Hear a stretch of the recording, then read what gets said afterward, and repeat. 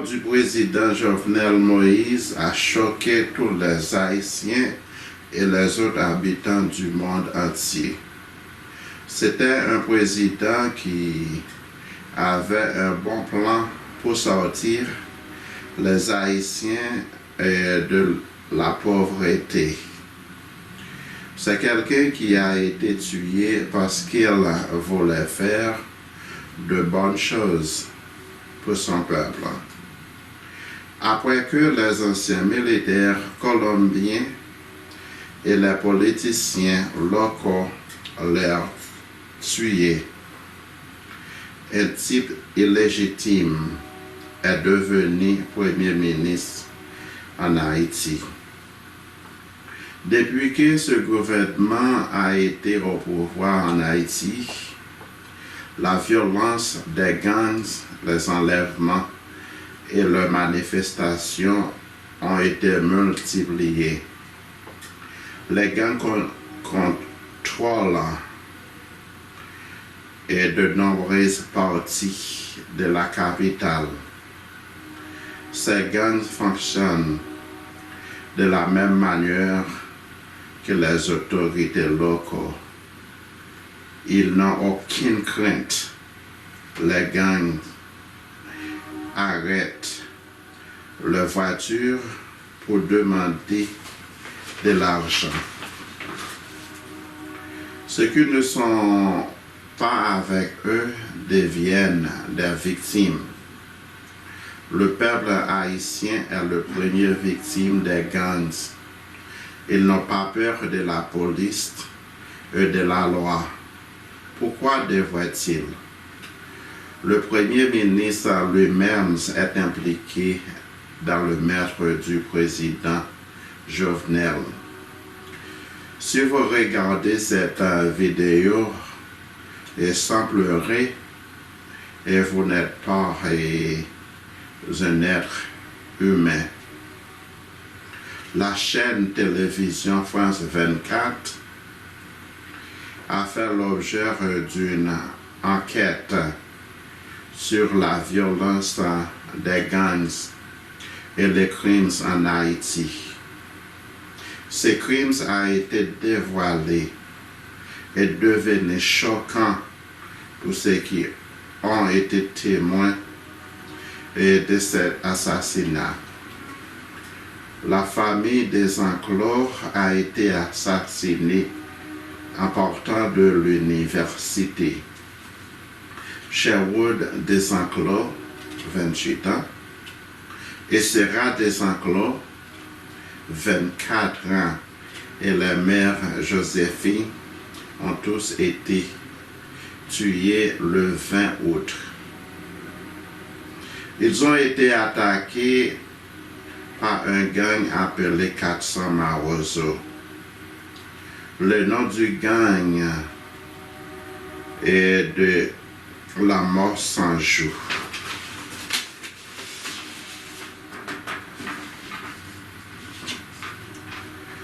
Cette voiture était conduite par la famille des Enclos et June Simpson des Enclos a perdu et sa femme et ses deux filles.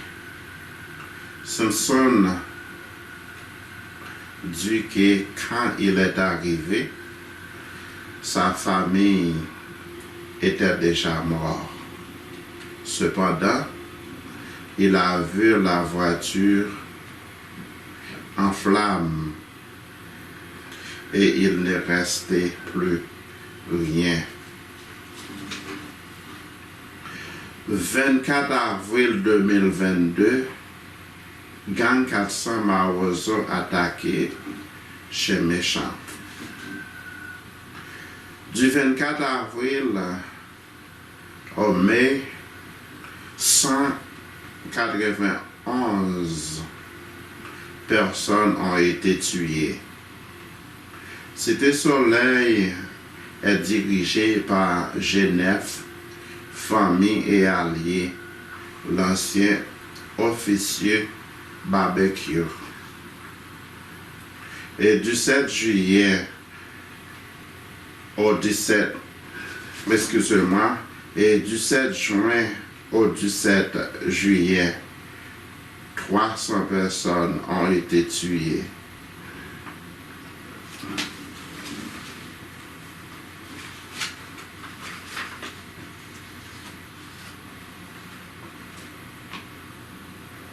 Sherwood Desenclos, 28 ans, et Sera Desenclos, 24 ans, et la mère Joséphine ont tous été tués le 20 août. Ils ont été attaqués par un gang appelé 400 Barroso. Le nom du chef de gang, la mort sans jour. Cette voiture était conduite par la famille Desenclos. Et Jean Simpson Desenclos a perdu sa femme et ses 2 filles. Simpson dit que quand il est arrivé, sa famille était déjà morte. Et cependant, il a vu la voiture en flammes et il ne reste plus rien.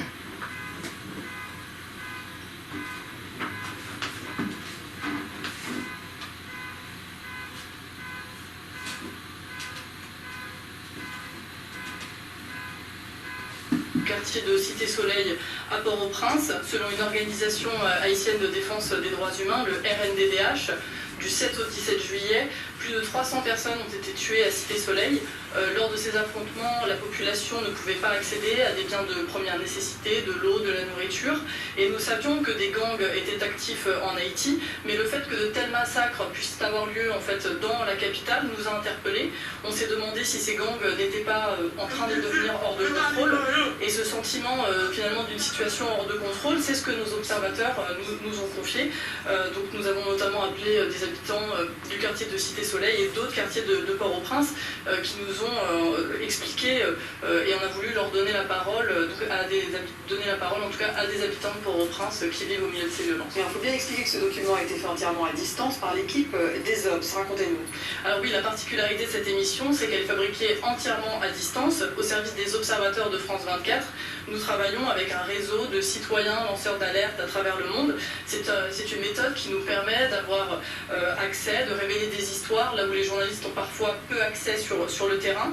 Et pour réaliser cette émission, nous sommes appuyés donc sur notre réseau d'observateurs. Certains avaient déjà collaboré à l'émission des observateurs par le passé. Ce sont des membres de la société civile, des journalistes locaux, des citoyens.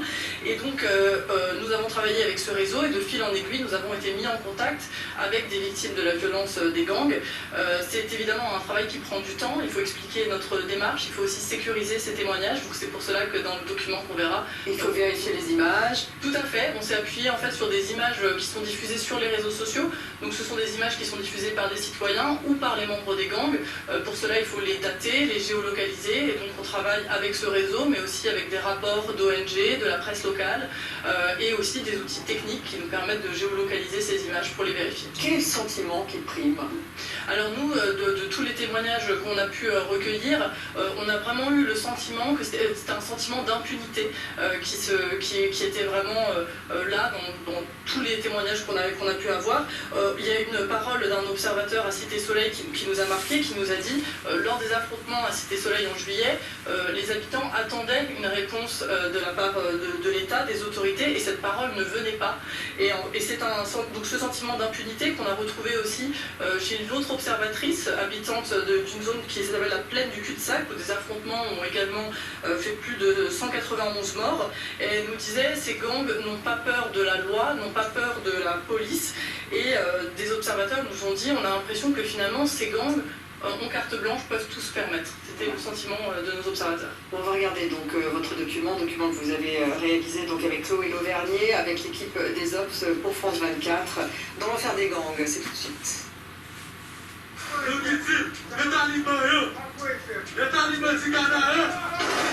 Des hommes qui exilent des fusils d'assaut en pleine rue. Arrêtent des voitures sur la route de façon arbitraire.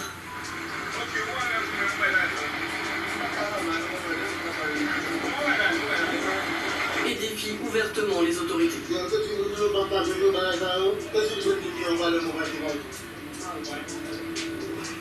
Nous sommes en Haïti, où plus de 150 gangs font régner leurs lois. La plupart de ces groupes armés se trouvent à Port-au-Prince, la capitale, et contrôlent une grande partie de la ville, dont les principales routes. Fin octobre, ils bloquaient les accès du plus grand terminal pétrolier et du principal palais de justice du pays. Massacres, balles perdues, enlèvements. Les premières victimes sont les habitants.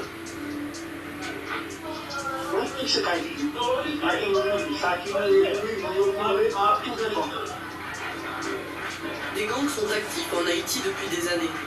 Mais selon nos observateurs, ils sont aujourd'hui tout puissants. Ils n'ont pas peur de la police, ils n'ont pas peur de quiconque, ils n'ont pas peur de la loi. Cette insécurité s'ajoute à un contexte économique et politique déjà tendu, aggravé par l'assassinat du président Jovenel Moïse en juillet 2021. Depuis, le pays est dirigé par le Premier ministre Ariel Henry, dont la légitimité est contestée. Comment expliquer la puissance de ces gangs et comment les autorités haïtiennes y font-elles face? À travers des vidéos amateurs et des témoignages souvent anonymes pour des raisons de sécurité, nous avons enquêté sur les violences des gangs à Port-au-Prince.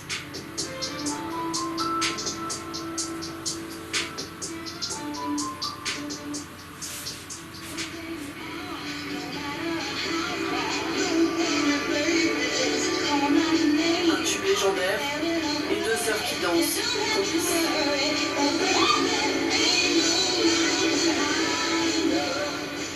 En Haïti, cette vidéo est devenue virale après leur assassinat. Sherwood Sonji Desenclos avait 28 ans. Saraji Desenclos, 24 ans. Elles ont été tuées le 20 août avec leur mère, Josette Fils.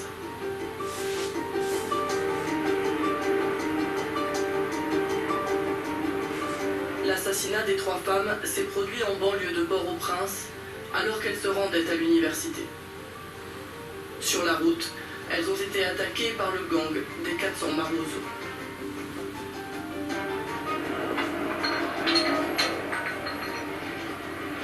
Il n'existe pas d'image de l'attaque. Mais cette vidéo, tournée à l'arrivée de la police, montre le véhicule de la famille Desenclos en feu. Ce jour-là, Jean Simpson Desenclos a perdu sa femme et ses deux filles. Arrivé sur les lieux, la rue était totalement déserte. On pouvait voir seulement la carcasse de la voiture. Je n'ai retrouvé personne. Je suis allé dans une pompe funèbre faire le constat des morts. Les bandits ont voulu les kidnapper. Elles ont résisté et à ce moment-là, les malfrats ont fait feu sur les dames. C'est toute ma vie qui est partie en fumée. Toute ma vie. Ce drame a bouleversé les Haïtiens et fait réagir le Premier ministre. Je suis révolté par la nouvelle de l'assassinat de plusieurs compatriotes par des bandits armés. Je renouvelle ma ferme détermination à combattre sans répit l'insécurité. Les réactions au plus haut niveau de l'État sont rares. En Haïti, les autorités sont accusées de rester passives, même lorsque les gangs commettent des massacres à grande échelle. Du 24 avril au 6 mai, dans la plaine du cul-de-sac, le gang des 400 Marmozo attaque celui de Chien Méchant. La chiffonne au chien, mais la caou. On nous oublie quoi, continuer à la bas pour continuer à la. Au moins 191 personnes sont tuées. Les trois quarts étaient de simples habitants. Des rescapés ont pris la fuite. On a décidé de partir mardi parce que lundi soir, ça n'a pas arrêté une minute de tirer. La police est arrivée dans la zone juste après notre école. Dans le quartier de Cité Soleil du 7 au 17 juillet, d'autres affrontements ont lieu. Ils opposent deux importantes coalitions de gangs. Le G9, en famille et allié, dirigé par un ancien policier surnommé Barbecue. Et le GPEP, dirigé par un homme qui se fait appeler T. Gabriel. Plus de 300 personnes sont tuées. Là encore, des habitants fuient les violences, mais aussi les pénuries dans le quartier, bloqué par les affrontements.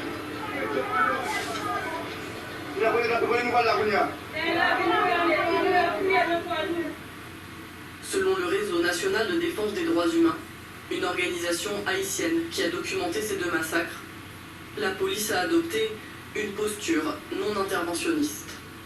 Le mutisme des autorités étatiques prouve pour nous et UNDDH qu'effectivement il y a les grandes armées qui bénéficient de la protection, de la bénédiction des autorités étatiques. Et en plus de cela, on a l'impression que pour eux, la population civile elle-même doit se dépouiller alors qu'elle est prise entre ces grandes armées qui se font la guerre.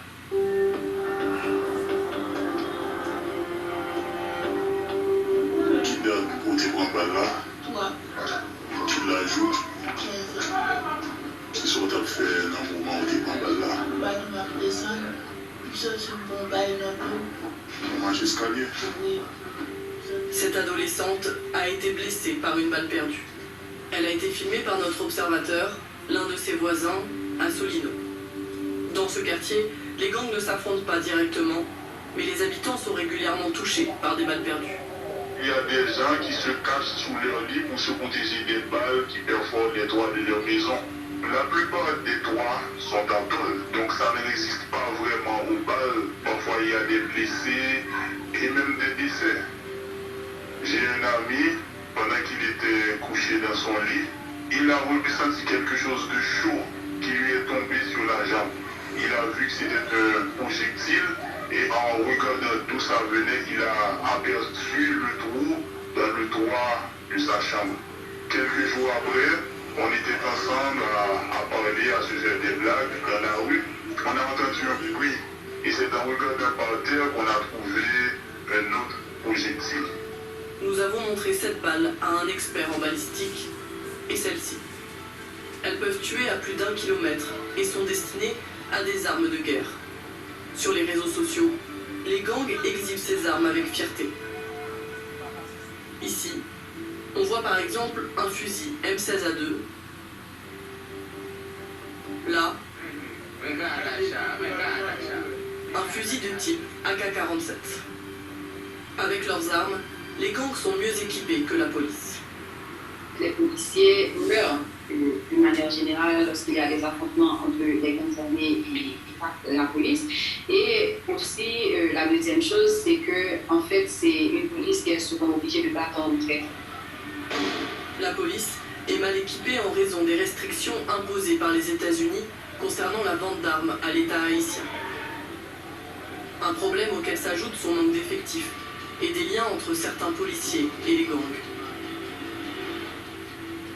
Les gangs, quant à eux, se procurent des armes et munitions qui entrent illégalement en Haïti, pour la plupart en provenance des États-Unis. Pour acheter ces armes, les gangs peuvent compter sur l'argent qu'ils gagnent avec les rançons des enlèvements.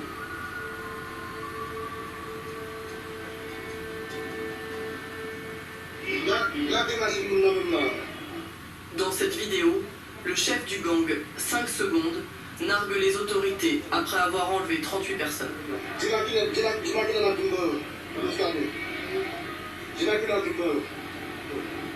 Un de nos observateurs, que nous appellerons Patrick, a été victime d'enlèvement cette année dans l'ouest de Port-au-Prince. Il rentrait du travail lorsque des individus l'ont forcé à monter dans une voiture, puis conduit dans une cellule. Quand je suis arrivé à la cellule, j'ai pu trouver 6 autres personnes qui ont été arrosées. À partir du 7e jour, j'ai été bastonné. On m'a même introduit dans la bouche une arme. Les menaces étaient constantes et je voyais la mort en face. En Haïti, entre janvier et septembre 2022, 755 enlèvements ont été recensés. Sur les réseaux sociaux, les publications signalant des cas de personnes disparues sont monnaie courante. Les enlèvements frappent toutes les catégories de la population et tous les quartiers. J'ai eu dans un premier temps à verser un montant en dollars et en gold, et puis un autre montant uniquement en dollars.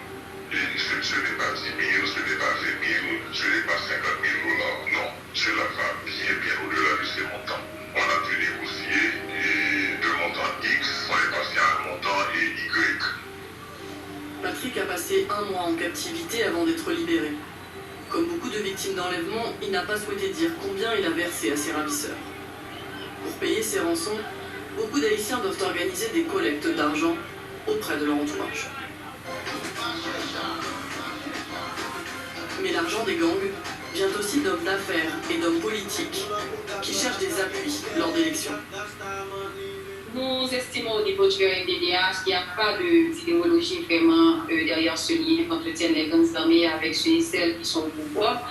Nous pensons que c'est du mercenariat ceux et celles qui dirigent le pays. Nous savons par contre qu'ils utilisent les gangs armés pour se maintenir au pouvoir ou pour se renouveler au pouvoir.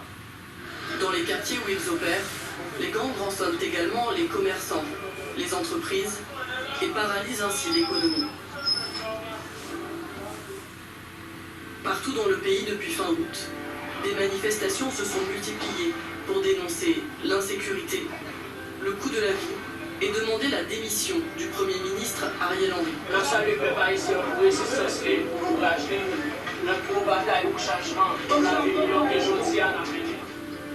Au milieu de ce chaos, certains chefs de gang, comme ici Barbecue, tentent de se faire passer pour des leaders politiques en dépit de leurs exactions. La primature et la police haïtienne nationale. Une demande rejetée par une large frange de la société haïtienne qui souhaite avant tout un changement de gouvernement dans l'espoir infime de sortir le pays de la spirale infernale.